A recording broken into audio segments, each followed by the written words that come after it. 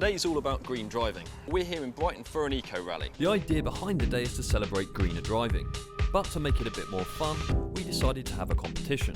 I'm going to be driving this, the Fiat 500 1.2 start and stop. In theory, it should be able to do 58.9 mpg and emit just 113 grams of CO2 every kilometre. And I'm going to be in this, the new Volkswagen Polo Blue Motion, 78.4 mpg, 96 grams per kilometre. And the winner's going to be the driver who gets closest to the official combined fuel economy cycle.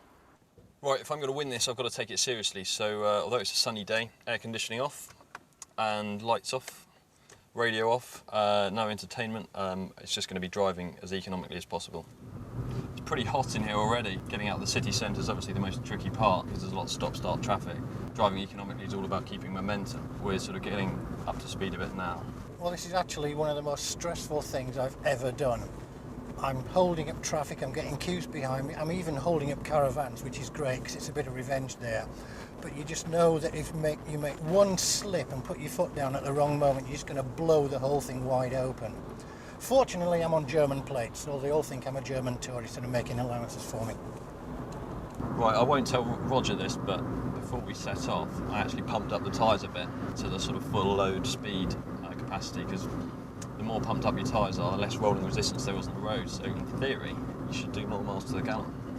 The car I'm actually driving probably won't come to the UK, and the reason for that is that there's an even more economical Blue Motion about to come out round about spring next year. That will have a 1.2 litre engine, emissions of 86 grams per kilometre and fuel economy somewhere in the mid to high 80s.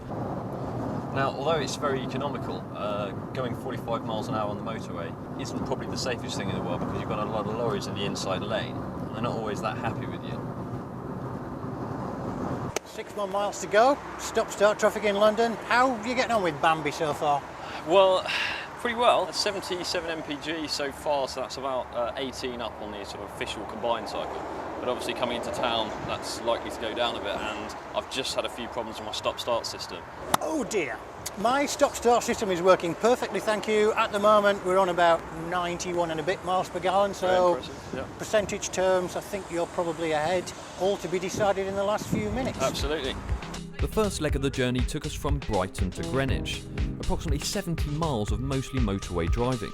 After a quick spot of lunch, we set off for the finishing line. This isn't at all good for fuel economy. Stopping and starting at traffic lights all the time really does affect your MPG. I've lost just over a mile per gallon already, and I've still got quite a way to go. A lot of speed cameras on this road. Fortunately, that's one thing we don't have to worry about today. After a stressful final 6 miles, we finally arrived in one piece at City Hall in London. All that was left to do was compare results. While the Polo Blue Motion used less fuel for the trip, the Fiat 500 achieved a much bigger improvement over its official MPG figure. So I suppose, as I was going to beat you and I didn't, I have to shake your hands and congratulate you now, don't I? Thank you very much. Next time, someone else can do it.